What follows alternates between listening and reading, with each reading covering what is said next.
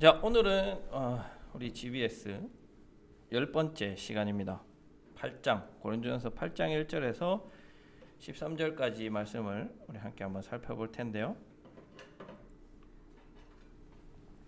자, 8장에 자세하게 들어가기 앞서서 이 8장부터 14장까지는 굉장히 재미있는 형식, 특별한 형식을 가지고 있습니다. 8장부터 14장까지는 우리가 수미쌍관 형식이다 라고 해서 두 가지 주제가 이 8장부터 14장까지는 수미쌍관 형식으로 나타납니다. 자, 8장에서 10장까지는 우상숭배에 관한 문제를 다룹니다. 그런데 8장과 10장은 직접적으로 우상숭배를 다뤄요. 그런데 9장에서는 바울 자신의 자유와 권리에 대해서 이야기를 합니다. 자, 12장에서 14장까지는 예배 중의 문제를 다루는데 12장과 14장은 예배에서 일어나는 그 문제 자체를 다뤄요. 그런데 13장은 무슨 장이죠? 사랑장이에요. 사랑장이 들어가 있어요. 이게 뭐냐면 8장과 10장 그리고 12장과 14장은 실제 사례 문제를 다루고 있는 거예요. 그런데 요 사이에 일종의 원리, 이 문제들을 해결하는 일종의 원리들을 신학적으로 배치해 놓은 거예요.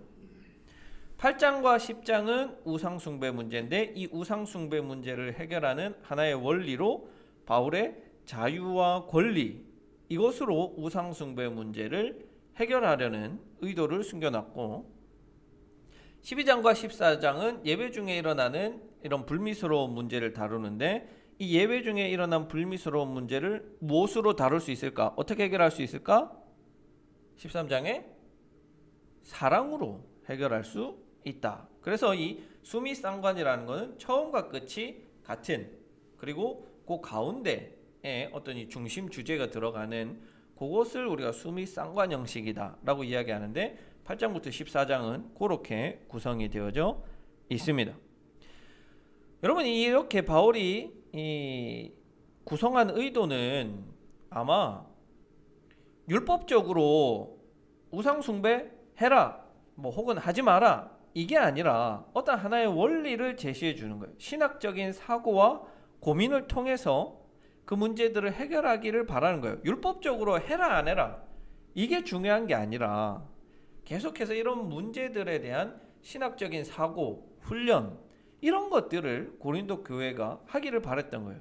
아직 유아기적 신앙에 있는 고린도 교회가 이런 신학적인 훈련을 통해서 성장할 수 있기를 바라는 거죠. 우리도 마찬가지입니다. 우리도 이런 성경 공부를 통해서 제가 단순히 여러분에게 결혼을 해도 된다, 안 된다 이런 것을 가르치기 위한 것이 아니라 이것을 통해서 여러분들이 신학적 훈련을 하게 되고 그것을 통해서 여러분의 믿음이나 이런 것들이 성장하기를 바라는 마음에 하기 때문에 여러분들이 그런 의도를 잘 이해하시고 우리 성경 공부 시간을 신학적 훈련의 장으로 만들어 가셔야 돼요. 자, 구체적으로 8장으로 들어가면 8장의 내용은 앞서 이야기한 대로 우상의 제물을 먹는 문제를 다루고 있습니다. 이것과 관련된 상황은 두 가지 상황이 있습니다. 하나는 우상에게 제사 지낸 후 시장에 나온 고기를 먹는 문제가 있다라고 지난주에 한번 말씀드렸고요. 다른 한 가지 문제는 우상에게 제사 지내는 축제에 직접적으로 참여해도 되느냐 하는 문제, 이 두 가지 문제가 고린도전서 8장에서 기록되고 있습니다. 자세하게 들어가 봅시다. 자, 8장 1절에서 6절 지식에 근거한 삶은 어떤 삶이냐. 자, 1절 우상의 제물에 대하여는 이라고 나온 것, 대하여는 지난번에 말씀드렸죠. 편지로 직접적으로 물어본 것에 대한 답변입니다. 자, 우상의 제물에 대하여는 우리가 다 지식이 있는 줄을 아나. 우리가 다 지식이 있는 줄, 이것은 고린도 교회 교인들의 구호이다. 고린도 교회 교인들이 우리는 다 지식이 있다. 우리는 지식이 있다. 무슨 지식? 구원에 관한 지식이 있다. 우리는 예수 그리스도를 믿고 이미 죄사함을 받고 구원을 얻었다.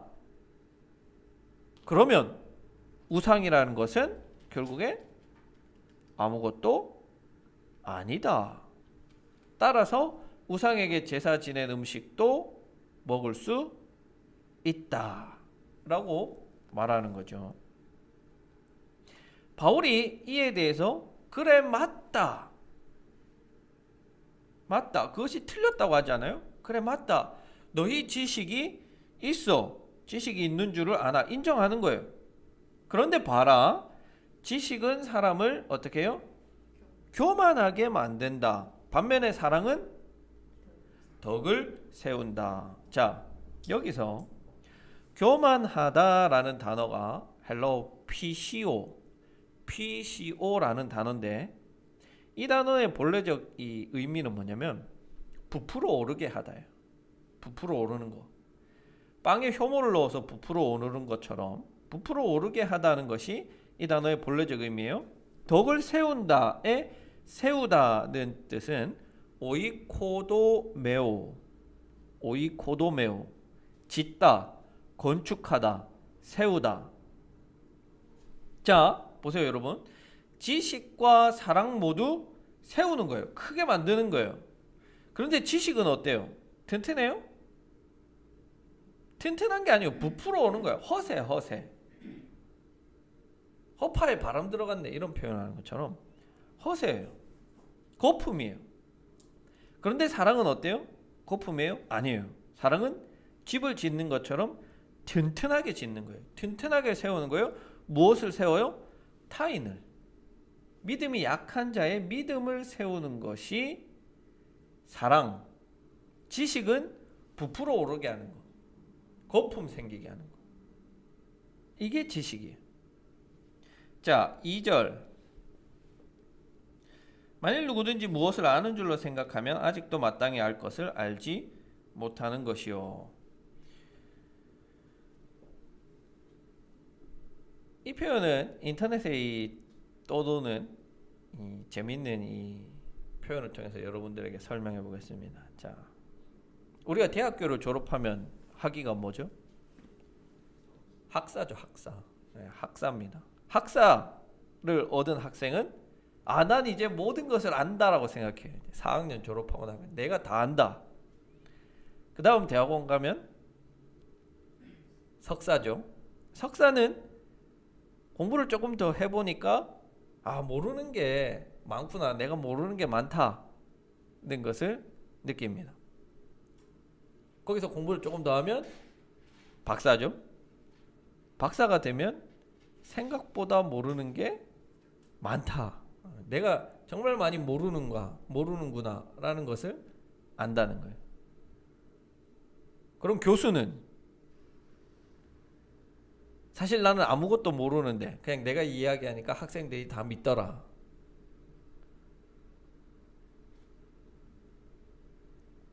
어떤 의미인지 아시겠죠? 이 절이. 안다라고 하는 거는 실상은 모르는 거예요. 왜냐 그리스도의 그 깊고 풍부한 그 비밀에 우리가 안다라고 하는 것은 참 어리석은 말이죠. 자, 3절. 그래서 하나님을 아는 것으로는 부족한 거예요. 아는 것으로. 지식으로. 이건 부족해요. 나는 하나님을 아는데 하나님은 나를 몰라요. 지식으로는. 학문으로는 하나님을 그래서 완전히 알 수가 없어요. 신앙은 없지만 여러분 학문적으로 하나님을 공부하는 거, 학문적으로 성경을 공부하는 것은 가능해요. 그런데 하나님을 온전히 알고 하나님께서도 나를 아는 완전한 연합으로 가려면 지식이 아니라 뭘 해야 돼요? 사랑을 해야 돼요. 사랑을 해야 돼요. 지식으로 아는 거는 모르는 거예요. 사랑을 해야지 진짜로 아는 거예요. 그게 3절 말씀이에요. 하나님이 나를 안다는 거는 내가 완전히 하나님을 알고 하나님이 나를 아는 완전한 연합의 관계. 어떻게 가능하다? 지식으로? 아니요. 사랑으로. 하나님 사랑하는 거. 그것으로 가능하다는 거예요. 자, 4절에서 6절까지는 지식에 관한 말을 하는 거죠. 어떤 지식? 우상은 아무것도 아니다. 비록 사람들이 섬기는 여러 신들이 있지만 실상 그것은 진짜다, 가짜다? 가짜다. 누가 진짜예요? 오로지 우리 하나님만 진짜다. 그래서 고린도 교인들이 가지고 있는 지식이 이 4절에서 6절이에요. 만물인 우상도 하나님의 만드신 어떤 피조물에 불과하다. 그것이 진짜 신이 아니다. 이 지식을 고린도 교인들이 가지고 있고 바울도 인정하는 바예요. 근데 여러분, 이 지식을 굳이 바울이 한 번 더 말하는 것은 이 다음에 나오는 믿음이 연약한 자들, 믿음이 부족한 자들, 신학이 부족한 자들, 지식이 부족한 자들을 향해서 하는 말이기도 한 거예요. 살펴봅시다. 자, 7절에서 13절까지는 사랑에 근거한 삶입니다. 1절에서 6절까지는 지식이라면 7절부터 13절까지는 사랑에 근거한 삶은 어떠냐? 자, 7절. 왜 우상 제물을 먹는 것이 문제가 되는지 알려주는 구절이에요. 7절. 자, 이 지식은 하나님이 창조자이자 매개자이자 구원자이다. 어떤 이들은 아직 충분하게 신앙이 성장하지 못한 이들로 믿지 않던 시절의 습관 혹은 관습을 가지고 있던 이들이 있는 거예요. 예를 들어서 점을 본다든지 기둥을 따진다든지, 우리 이사 갈 때 뭐 손 없는 날을 찾는다든지, 아니면 최근에 있었던 사찰에 불을 지른다든지, 기독교인이, 개신교인이. 여러분 저를 한번 보시죠. 여러분 그 타종교는 내버려 두세요. 내버려 두세요. 왜? 아무것도 아니에요. 아무것도 아니에요. 사찰에 왜 불을 지릅니까? 아무것도 아니면 그냥 내버려 두면 되잖아요. 그렇죠? 그러면 반대로 믿음이 좋다, 우상의 제물을 믿음이 좋아서 지식이 있어서 먹는 자들을 믿음이 좋은 사람들이다 라고 말을 할 수 있을까요? 그래요? 아니죠. 왜요? 이 사람들한테 뭐가 없는데? 사랑이 없잖아요. 사랑이. 지식은 있는데 사랑이 없어요. 내 행동이 형제를 실족하게 하는지 세우는지, 지식이 많다고 하나님을 아는 게 아니고 믿음이 좋은 것도 아니에요. 이 사람들의 믿음도 뭐냐면 뻥튀기예요. 뻥튀기. 뻥. 바울은 편의상 지금 두 부류로 나누는 거예요. 그 사람들의 이름을 이렇게 붙인 거예요. 믿음이 강한 자들, 믿음이 약한 자들, 이렇게 편의상 나눈 거지, 실제로 우상의 제물을 먹는 사람들이 믿음이 좋아서, 믿음이 강해서, 지식이 있고 사랑이 있어서 그렇게 한 게 아니라 이 사람들은 사랑 없이 지식으로만 하는 거예요.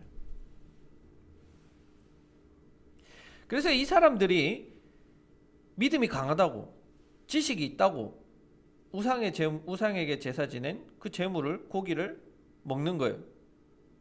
근데 믿음이 약한 사람들, 교회 다닌 지 얼마 안 된 사람들이 그걸 보니까 그거 우상 숭배하는 거 아닌가? 여기는 거예요. 그래서 이 사람들의 마음에 양심의 가책이 생기고 양심이 더러워진다는 거예요. 신앙의 초보니까 혼란이 오는 거예요. 그런데 여러분 중요한 건 바울의 뉘앙스를 한번 보면 믿음이 약한 자들의 생각하는 그런 어떤 사고, 그것을 인정하지 않아요. 그러니까 약한 자라고 표현을 하는 거예요. 믿음이 약한 자다. 바울은 이 믿음이 약한 자들에게는 뭐가 있기를 바라요? 지식이 있기를 바라는 거예요. 지식이 있기를. 그 우상은 실상 아무것도 아니야. 너희들이 걸려 넘어질 필요가 없어. 너희들이 거리낌이 있을 필요가 없어. 왜? 아무것도 아니야. 지식이 있기를 바라는 거예요. 반대로 믿음이 강하다고 하는 자들, 지식이 있다고 하는 자들을 향해서는 뭐를 가지기를 원해요? 사랑이 있기를 원해요. 너희들이 지식이 있다고 마음대로 행동하니까 믿음이 연약한 자들이 다 걸려 넘어지는 거예요. 그래서 믿음이 강한 자는 믿음이 약한 자들을 생각할 줄 아는 사랑을 가져야 되고, 믿음이 약한 자는 자신의 믿음을 성장시킬 수 있는 지식을 가져야 한다라고 이야기하는 겁니다. 8절, 음식은 우리를 하나님 앞에 내세우지 못한다. 이 말은 음식을 먹고 안 먹고가 구원의 영향이 없다는 거예요. 그러니까 이게 하등 중요한 문제가 아니라는 거예요. 예를 들어서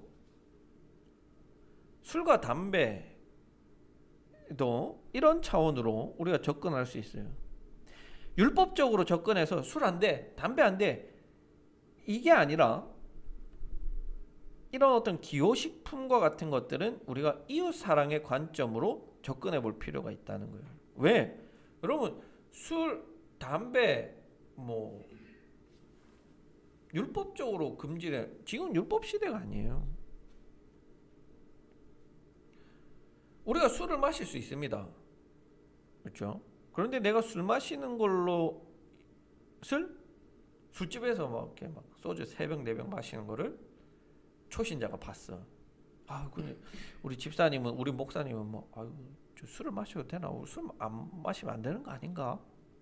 이런 양심의 가책이 생기고 거리낌이 생기면 그 사람이 실족하게 되면, 아유, 저 집사님 마시니까 나도 마셔도 되는갑다 하고 마시면서 술고래가 된다면 그 책임은 믿음이 좋은 사람, 술을 마신 그 사람에게 책임이 있는 거예요. 그래서 우리가 뭐 담배 피는 것도 필 수 있어요. 하지만 이웃 사랑의 관점으로 이것을 우리가 한번 접근해 볼 필요가 있다는 거죠.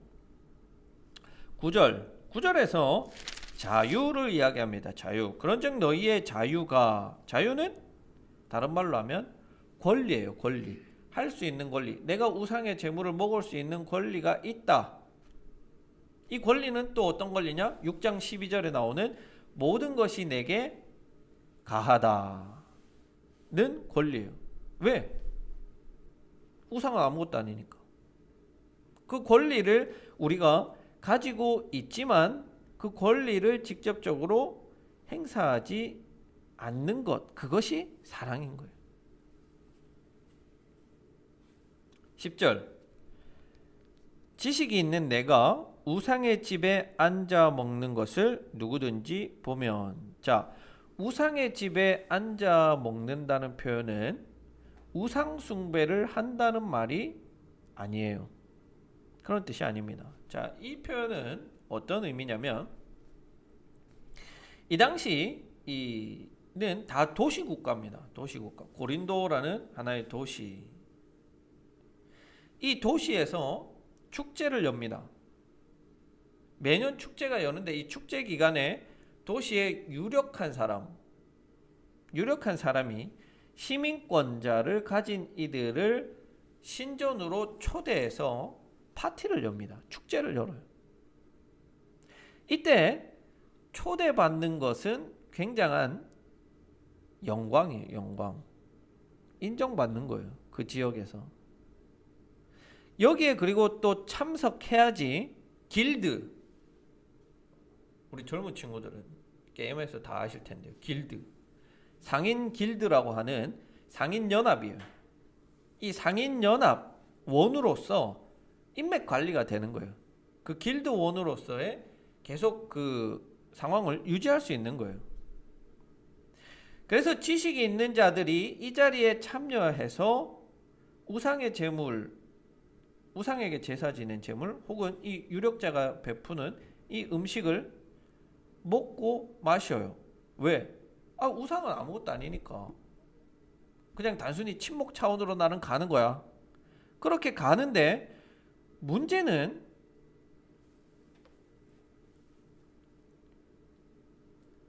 믿음이 연약한 자들이 믿음이 강한 자들을 보고, 아, 저 집사님도 가네? 나도 가야지 하고 가요.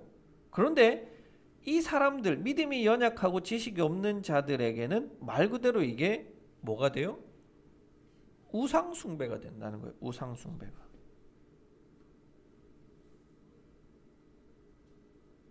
양심의 거리낌이 생기고 우상의 습관이 있고 예전의 관습으로 돌아갈 수 있는 여지가 열리는 거예요. 나 이제 예수 믿어서 우상과 관련된 모든 것을 다 끊었는데 저 집사님이 가네?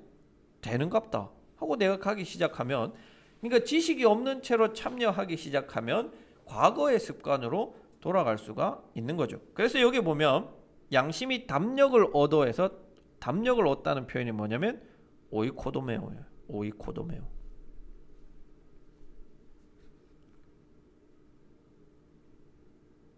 앞에서 집을 짓다 그 말이죠. 그러니까 이거는 실제로 짓는 거예요? 세워지는 거예요? 아니죠. 반어법이에요. 반어법. 자, 11절 멸망하나니.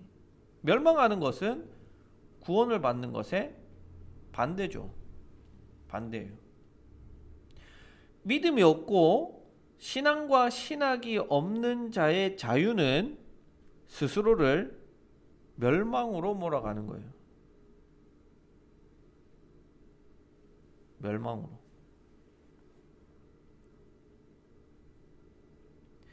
그럼 멸망으로 가는 그 사람은 어떤 사람이냐? 그리스도께서 피로 값주고 사신 형제예요. 우리가 잘 표현한 거 있잖아요. 천하보다 귀한 한 영혼. 천하보다 귀한 그 한 형제를 멸망으로, 구원으로부터 멀어지게 만드는 거예요. 사랑이 없이 행하는 것, 지식이 없이 행하는 것. 12절 이같이 너희가 형제의 죄를 지어 그 약한 양심을 상하게 하는 것이 곧 그리스도께 죄를 짓는 것이다. 예수님이 하신 표현이 있죠. 마태복음 25장 40절 지극히 작은 자 하나에게 한 것이 내게 한 것이라. 작은 자 하나를 실족하게 하면 차라리 연자 맷돌을 목에 달고 바다에 뛰어들어라. 13절 형제를 위해서 자유를 포기하겠다. 음식이 내 형제를 실족하게 하면 차라리 나는 음식을 먹지 않겠다. 영원히 고기를 먹지 않겠다. 지식을 포기하겠다. 차라리. 십자가의 자기 비움이요. 예수 그리스도께서 십자가에서 자기를 비우심으로 우리를 살리신 것처럼 우리도 자기가 할 수 있는 권리를 가지고 있지만 술과 담배를 할 수도 있어요. 또 뭐 여러 가지 우리가 할 수 있는 그런 것들이 있어요. 그렇지만 이웃을 생각할 때 우리가 그것을 자제한다든지 절제한다든지 혹은 이웃이 보지 않는 범위 내에서 한다든지, 그러니까 이웃을 생각하고 믿음이 연약한 자들을 생각하는 그런 사랑의 태도가 우리에게 필요하다는 거예요. 하라 하지 마라 차원이 아니라는 거예요. 아시겠죠? 율법적으로 하라 하지 마라 이런 차원이 아니에요. 자, 이렇게 13절에서 바울은 이 우상의 제물에 관한 문제에 대해서 잠정적인 결론을 내리는 거예요. 차라리 나는 지식 대신에 사랑을 택하겠다. 근데 이건 잠정적인 결론이에요. 실제적인 결론은 한 번 더 다루는 10장 후반부에서 한 번 더 결론을 내려요. 한번 볼까요? 10장 25절. 자, 무릇 시장에서 파는 것은 양심을 위하여 묻지 말고 먹어라. 자기 이 8장에서는 차라리 고기 먹지 않겠다 했는데 10장 25절에서는 먹으라는 거예요. 자, 왜? 지식을 가지면 돼요. 지식을. 우상은 아무것도 아니고 우상에게 제사 지낸 음식이 부정하거나 뭐 율법에 어긋나는 것 이런 거 아니다. 그러니까 그것은 양심의 거리낌 없이 먹어라. 그런데 양심에 거리끼면 먹으면 안 돼요. 자, 28절. 이웃을 위해서는 먹지 마라. 사랑이죠. 자, 지식을 가지고 있으면 먹어라. 그런 상황이 되면 먹어도 된다. 그런데 만약에 이웃이 그것을 보고 실족하게 된다. 믿음이 연약한 자가 그것을 보고 있다. 그러면 먹지 마라. 자, 8장에서는 보세요. 나는 먹지 않겠다. 이렇게 말하잖아요. 그렇죠? 나는 먹지 않겠다. 그런데 10장에서는 먹어라. 먹지 마라. 강하게 이야기하는 거죠. 마지막으로 31절 최종 결론이죠. 먹든지 마시든지 하나님께 영광이 되도록 하라. 이런 차원에서 여러분 이 구절이 있는 겁니다. 맨날 우리는 뭐 먹든지 마시든지 하나님께 영광 이렇게 이야기하는데 실질적으로는 이게 우상의 재물에 관한 문제와 엮여서 지식과 사랑의 차원에서 이 이야기가 나오는 거예요. 그래서 여러분 우리는 첫 번째로 지식이 있다고 우쭐할 게 없어요.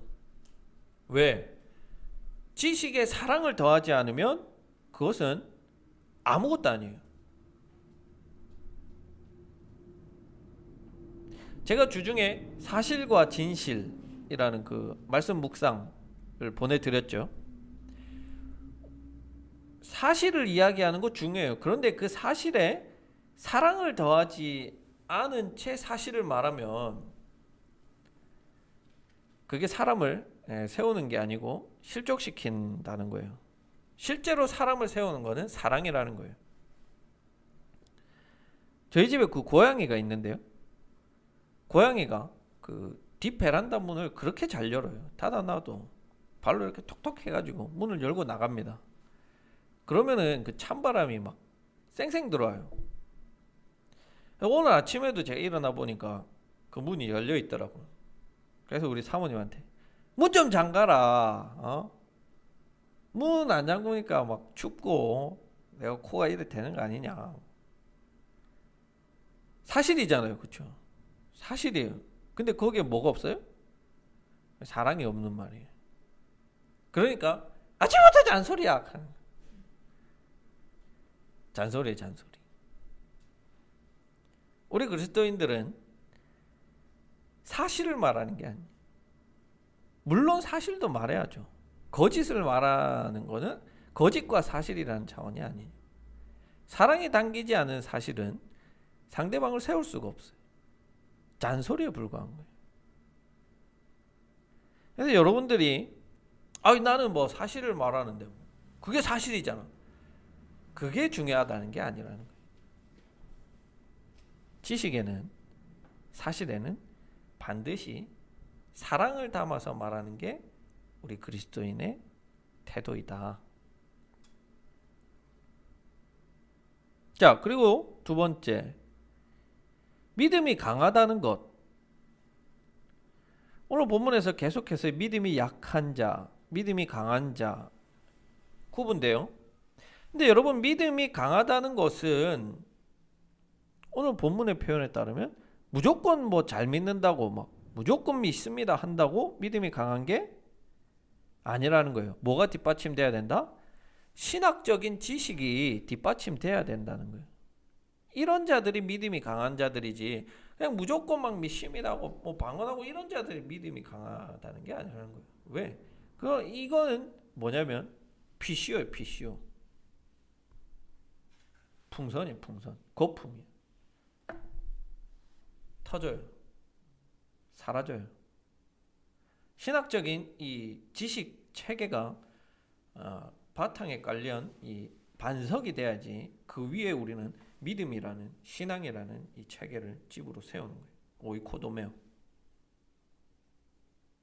그래서 여러분들이 이런 공부하는 작업, 신학적인 훈련하는 작업들을 계속해서 하셔야 돼요.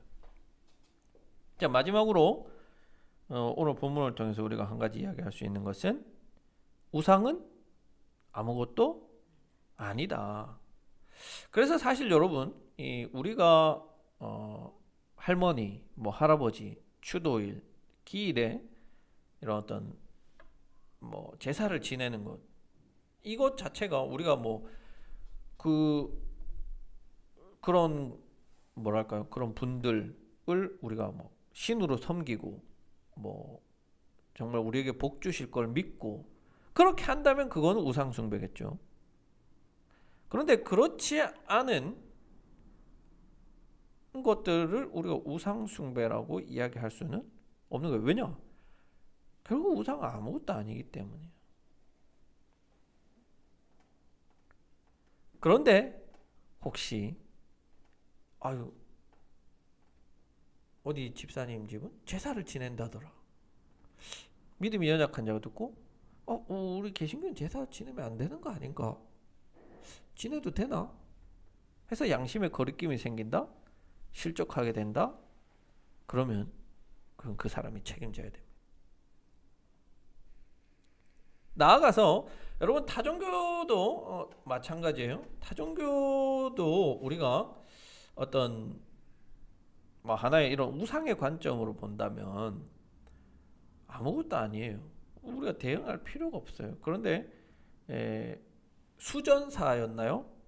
성남회 수전사에 개신교인 여성이 불을 지르려다가 불을 질렀죠. 불을 질러서 잡히는 일이 있었고, 그래서 이례적으로 이 조계종에서 이런 종교적인 이런 뭐 탄압이라고 해야 될까요? 이런 행위를 멈춰달라 개신교에 공식적으로 요청하는 일이 있었습니다. 이게 얼마나 부끄러운 일이에요. 뭐 우리가 이웃을 사랑하지는 못하더라도 최소한 그렇게 뭐 해를 입힐 필요도 없고 이유도 없습니다. 왜? 아무것도 아니에요. 아무것도 아닌 거예요. 그렇게 여겨야지.